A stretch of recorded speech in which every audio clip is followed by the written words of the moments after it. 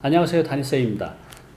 부동산으로 이렇게 재테크를 할 때, 이걸 재테크를 잘 하려면 요즘에는 세금도 굉장히 중요한 것 같아요. 취득세나 또 보유세, 또 양도세에 대한 부담이 굉장히 커졌잖아요. 그래서 오늘 이 분야에 대해서 우리가 취득세, 또 보유세, 또 양도세에 대해서 좀 절세할 수 있는 방법들 좀 여쭤보려고 제가 이 분야 전문 세무사님 모셨거든요. 오늘 영상 보시면요, 여러분들 지금 취득하려는 거, 또 갖고 있는 거, 또 팔려는 것들을 어떻게 해야 될지 답을 좀 찾을 수 있을 것 같습니다. 안녕하세요, 세무사님. 네, 안녕하세요. 네, 우리 다니TV 시청자분들께 소개 좀 부탁드리겠습니다. 네, 안녕하세요. 여러분의 세금 고민을 싹 풀어드리는 싹풀TV 가연텍스 강남 이승희 세무사입니다. 네, 아유, 반갑습니다. 네, 반갑습니다. 세무사님도 싹풀TV라고 네, 그 유튜브 채널을 운영하시죠? 네, 유튜브 하고 있습니다. 그 싹풀이 어떤 의미세요? 싹풀은 네. 제가 주된 업무가 네. 자산관리 컨설팅을 하거든요. 네. 그래서 주로 세금 고민이 많으신 분이 저를 찾아오거든요. 그러시겠죠. 그래서 네. 그 고객분들의 세금 고민을 싹 풀어드리겠다 이런 의도로 싹풀 이렇게 싹 싹풀TV 풀어드리겠다 해서 싹풀. 예, 그렇습니다. 너무 좋은데. 네. 이 재테크도 중요하지만 이제 세테크 시대인 것 같아요. 네. 뭐 당연히 세무사님이시니까 그 표현이 인정이 되나요? 어때요? 세테크라고 요즘에 많이 얘기하더라고요. 네, 최근에 그죠. 세법이 너무 강화되다 보니까 세테크에 대해서 많이 말씀을 하시는데 네. 제가 생각할 때는 네. 일단 투자 수익이 없는 세테크는 의미가 없거든요. 그쵸? 네. 그래서 세테크는 어차피 네. 재테크의 일부일 뿐이다 이렇게 생각하고 있습니다. 네, 그래요. 그 특히 이제 부동산 하면 우리가 살 때 내는 취득세, 네. 또 갖고 있는 보유 상태에서 매년 내는 이제 재산세하고 종부세가 있는데 많이 올랐잖아요. 네. 근데 이제 요즘에 이 여당에서도 이 종부세에 대해서 약간 이렇게 움직임이 있을 것 같아요. 네. 어떤 방향으로 같아요? 세무사님이 보시기에는? 제가 볼 때는 네. 종부세는 원래 탄생할 때부터 어떤 네. 목적성을 가지고 만들어졌거든요. 네. 그렇기 때문에 요즘 이 부동산 시장의 변화에 따라서는 네. 언제든지 네. 바뀔 가능성은 충분하다고 봅니다. 좀 더 완화될 수도 있다는 거죠. 그렇습니다. 왜냐하면은 종부세는 네. 보유세로서 재산세와 사촌지간이거든요. 그렇죠. 그래서 세원이 똑같아요. 음, 계속해서 재산세와 종부세는 이중과세다 이런 네. 논란의 불씨가 계속 남아 있습니다. 네. 그래서 앞으로의 이 정치권에서 완화될 수 있는 여지는 충분히 있다. 네, 그렇습니다. 빨리 왔으면 좋겠네요. 네, 최근에도 뭐 네. 일부 여당 의원들이 종부세법 개정안을 발의하기도 했거든요. 네. 1세대 1주택자는 9억까지 비과세잖아요. 네. 그 기준을 3억씩 다 올리는 거죠. 음, 그렇게 하고 1세대 1주택자 세액공제도 네. 늘리자 그렇게 이렇게 입법 발의되기는 했었습니다. 그래야 지금 뭐 부동산 가격, 아파트 가격이 많이 올라서 그것도 좀 현실성 있게 다시 조정이 돼야 되지 않을까 싶어요. 네, 맞습니다. 요즘 이제 취득세. 저도 이번에 취득세를 작년에 좀 많이 낸 게 있거든요. 네, 뭐 그냥 뭐 1, 2% 정도가 아니라 10%가 넘어가기도 하잖아요. 그래서 너무 이제 부담이 되는데 우리가 이제 취득세를 이렇게 감면할 수 있는 방법들도 있을까요? 어때요? 취득세 같은 네. 경우는 뭐 아직도 일부 감면 규정은 살아 있습니다. 그래요? 제가 한 3가지 정도를 말씀드리면은 생애 최초 주택 구입 시에 취득세 감면이 있거든요. 생애 최초 할 때. 네네. 주택을 처음으로 구입하시는 분들, 네. 그분들은 이제 소액의 경우만 해당되는데 네. 1.5억 이하는 아예 면제를 해주고요. 1.5억짜리가 없을 것 같아요. 없죠. 요즘에. 소형주택이죠. 네. 그래서 4억까지는 네. 50% 감면. 이런 제도가 감면제도 있습니다. 있군요. 네. 그 생애 최초 하시는 분들은 이런 50% 감면 4억 5천까지는. 네. 근데 또 서울에서는 또 그 다세주택 말고는 아파트가 또 그런 범위 내는 없을 것 같아요. 현실적으로. 네, 맞습니다. 그래요. 그러면 요즘 이제 조정 대상 지역 또 비조정 대상 지역 이렇게 있는데 네. 이제 취득세 말이에요. 만약 내가 그 비조정 대상 지역에 아파트를 하나 갖고 있어요. 그러고 나서 두 번째 주택을 조정 대상 지역의 아파트를 살 때 이때는 그 취득세가 중과가 되나요?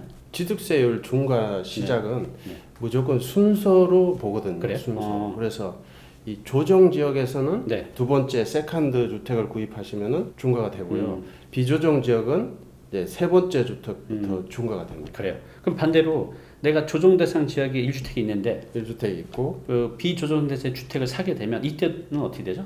그때는 두 번째 주택이잖아요. 네. 근데 두 번째 주택인데 지역이 비조정 일반 지역이니까 네. 세컨드까지는 중과가 안 됩니다. 중과가 안 되고 네. 그럼 반대로 아까 비조정 대상이 있었는데 두 번째가 조정 대상 지역이면 중과고 중과가 되고 조정 대상 지역에 있는데 비조정 대상 주택을 사게 되면 중과가 안 되고 네. 이렇게 되는 거죠. 그렇죠. 헷갈리네요. 맞죠? 제가 같이 말씀드린 게. 맞습니다. 네. 쉽게 말씀드리면 이제 조정 지역에서는 세컨드부터는 중과, 비조정 네. 지역은 세컨드까지는 괜찮습니다.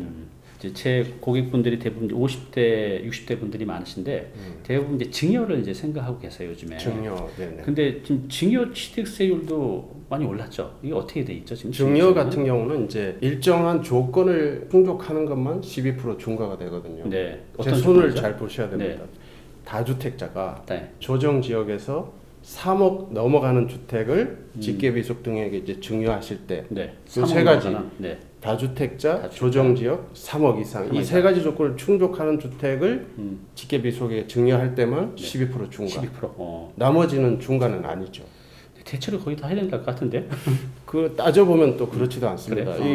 이 다시 말하면은 1세대 1주택자는 중과가 안 되는 그렇죠. 거죠. 네. 그리고 일반 지역은 3억이 넘어가도 중과가 안 되는 거죠. 네.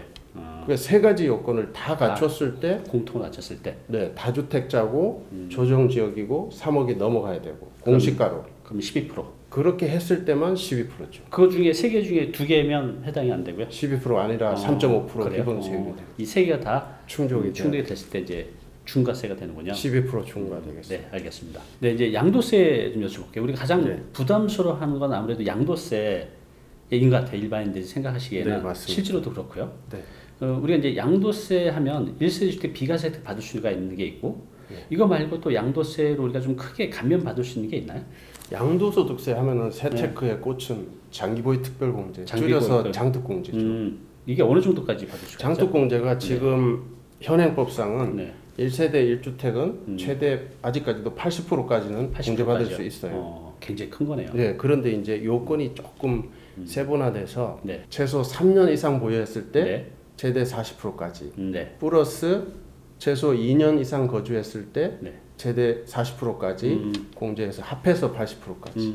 그러니까 이제 요건에 따라서 이제 금액 그 그렇죠. 기간 그 거주를 했냐 안 했냐, 안 했냐. 따라서 이게 다 달라지는군요. 네. 하여튼 40%에서 최대 80%까지. 네, 그렇습니다. 그래서 양도소득세 절세의 꽃은 장기보유 특별공제다 이렇게 말씀하시죠. 네, 그렇군요. 지금 주택임대 사업자를 내고 계신 분도 굉장히 많이 계세요. 거의 네. 제 고객들은 한 7, 80%가 다 주택임대 사업자를 내고 계신데 이 주택임대 사업자를 내고 계신 분들한테는 이 양도세 혜택이 좀 있나요? 어떤가요?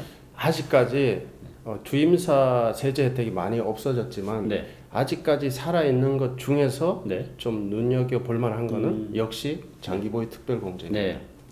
주임사 등록하신 분들의 장기보유 특별공제 유의사항 두 가지가 있습니다. 네. 어떤 게 있죠? 그 장기보유 특별공제가 율이 정해져 있잖아요. 네. 거기서 그 율을 추가해 주는 제도가 있어요. 추가요? 예, 그래서 장기보유 특별공제 추가 적용 제도 해서 네.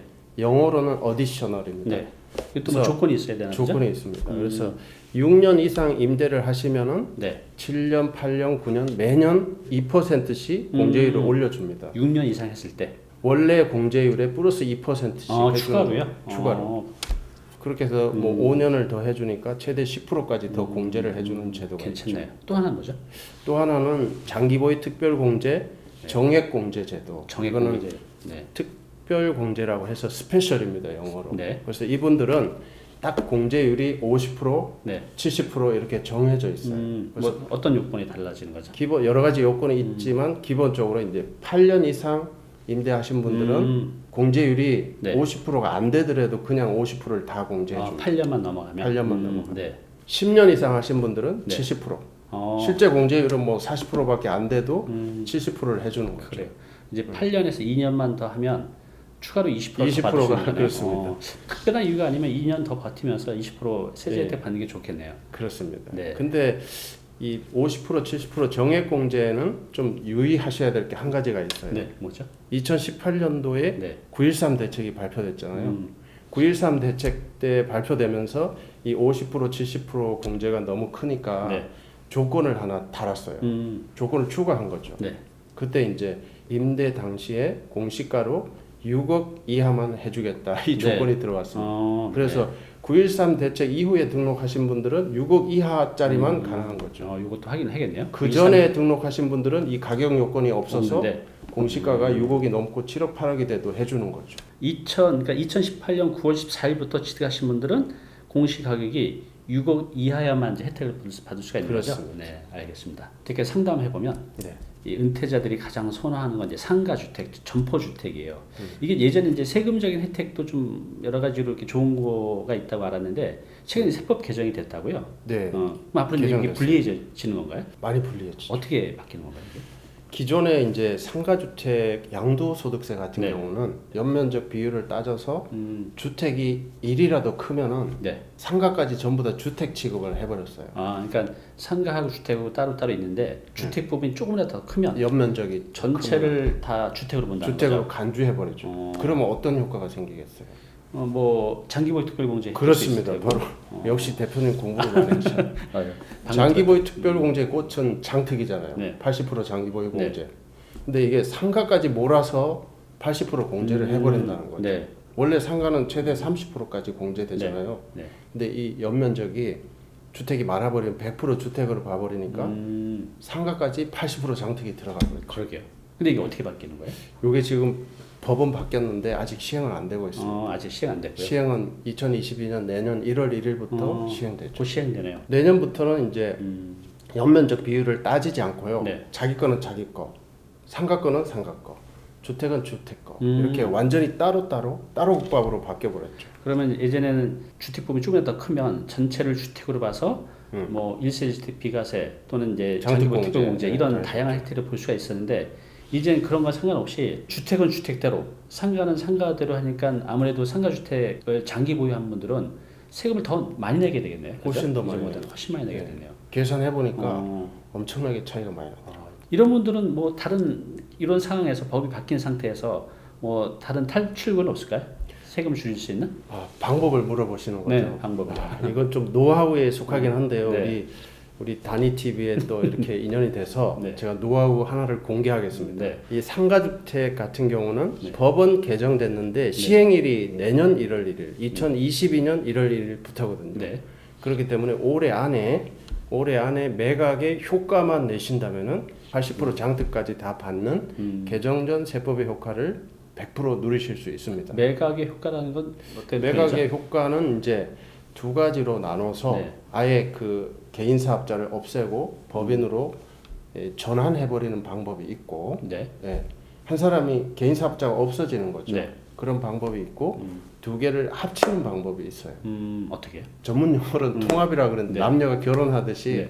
통합을 해버리는 방법이 있고 하나는 아예 이렇게 없애고 법인이 이어가니까 이제 개주 달리기처럼 네. 이렇게 한 줄로 가는 방법, 그 방법이 있고 두 번째는 이제 통합을 해서 네. 힘센 놈 하나가 살아남는 방법. 이렇게 하시면은 매각의 효과가 100% 나타납니다. 그러면 세금 부분에서 어떤 혜택이 있는 거죠? 그리고 올해 안에 매각을 하는 꼴이 되니까 네. 개정 전 세법으로 뭐 80% 장특을 적용한 양도소득세를 신고를 할 수가 있는 거죠. 네. 그럼 올해 못 팔게 되면 어떻게 되는 거예요? 못 팔게 되면은 이제 내년부터는 따로따로 가니까 장특의 효과가 엄청나게 많이 사라지겠죠.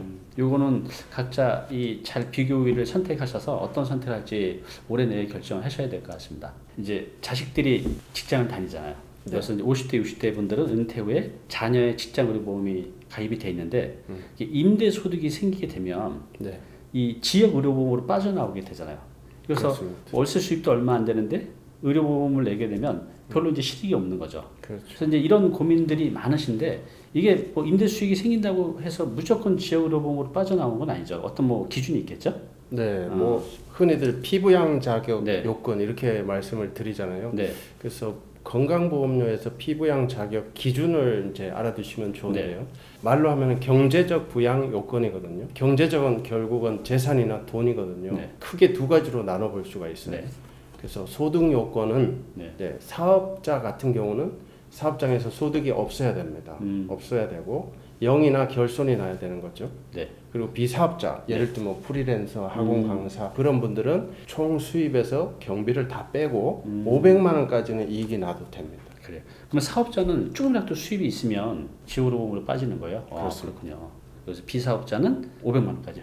500만 원까지는 이익이 나도 소득이 나도 상관없어요. 그렇군요. 여기서 이제 소득 요건을 맞추기 위해서는 소득을 증명해야 되거든요. 네. 그 단계에서 이제 세무사들이 기장 관리를 잘 해주면은 소득 요건은 뭐 여비 교통비도 있고 줄일 차량 수가 있겠네요. 유지비도 있고 그렇기 때문에 무조건 월세 수입으로 소득이 잡히는 건 아니다. 그럼 이제 재산은요? 이제 현금 소득 말고 이미 갖고 있는 재산이 많아도 지오르고로 빠져나올 수가 있나요? 네, 그렇습니다. 재산 같은 경우는 이제 재산세 과세 대상 기준으로 해가지고 네. 토지, 건물, 주택 이런 게 있잖아요. 네. 뭐 자동차도 포함이잖아요. 자동차도 포함됩니다. 네. 그렇게 여러 가지 재산을 따져서 등급을 매기는데 네. 그 금액 기준으로 말씀을 드리면은 네. 뭐 공시가격 기준으로 딱 말씀을 드리면은 기본적으로 이제 9억까지 공시가격이 9억 넘어가는 재산이 있으면 탈락입니다. 공시가격 기준으로 9억 이상. 네. 9억 이하까지는 괜찮고. 괜찮습니다. 자격이 피부양 자격이 인정되는 거죠. 네. 그리고 이제 공시가격으로 네. 15억까지는 네. 15억까지는 종합소득금액을 봅니다. 그 이것저것 합친 소득금액이 1,000만 원이 넘어가면 탈락입니다. 1,000만 원까지는 넘어가면. 있어도 된다고 보는 거죠. 세금은 너무 복잡한 것 같아요. 네, 알겠습니다. 직장에서 이제 퇴직해서 퇴직하면 당장 이제 월급이 없잖아요. 이제 그렇습니다. 매달 생활비도 부담스러운데 이런 상황에서 이렇게 건보료를 감면받을 수 있는 부분이 있다. 근데 그게 어떤 거예요? 은퇴하신 분들, 뭐 실업 상태에 계신 네. 분들은 제도적으로 네. 그분들의 이제 경제적 부담을 좀 완화해주기 위한 제도가 있습니다. 네. 그 제도가 이제 50% 감면 제도인데요. 네. 본인의 은퇴 후에 지역보험료하고 네. 예전에 이제 본인이 직장 다닐 때 월급 기준으로 내던 보험료의 50%하고 비교해서 본인이 작은 걸 선택할 수 있어요. 선택할 수가 있어요. 자기 걸로. 그렇습니다. 이거는 신청을 하는 거잖아요. 네. 본인이 선택해야 되니까 신청을 할 수가 있습니다. 이건 신청해야만 감면을 이제 받을 수가 예, 있고. 작은 걸 선택할 수가 있는 거죠. 얼마나 받을 수 있어요? 감면을 해서? 감면은 이제 본인이 예를 들어서 지역보험료가 10만 원 나오는데 50%는 뭐 5만 원밖에 안 나온다. 그러면 얼른 5만 원으로 신청을 하셔야 되겠죠. 그럼 이걸 계속 이렇게 받을 수가 있는 건가요? 아닙니다. 신청하고 나서 딱 36개월. 3년. 네, 딱 3년 해주고 네. 이게 장점이 있습니다. 3년을 딱 해주는데 그 3년 안에는 옛날에 직장 다닐 때처럼 네. 부양가족을 피부양자로 또 넣을 수도 있어요. 그래요. 네. 3년 동안은. 3년 동안은 배우자, 자녀분들을 피부양자로 넣어서 의료보험 혜택을 받게 해줄 수가 있죠. 이런 걸 또 몰라서 신청 못 하시는 분도 많으실 것 같아요. 네, 모르시는 분들이 태반입니다. 네, 이 절반으로 줄일 수 있는 것이니까 이 퇴직자분들은 그 50% 감면제도 꼭 활용해 보시기 바랍니다.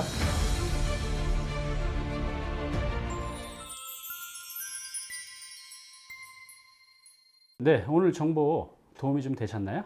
앞으로 이런 정보 계속 받아보실 분은요, 여기 구독 부탁드리고요. 그 다음에 오른쪽은 제가 추천한 영상입니다. 꼭 한번 보시기 바랍니다.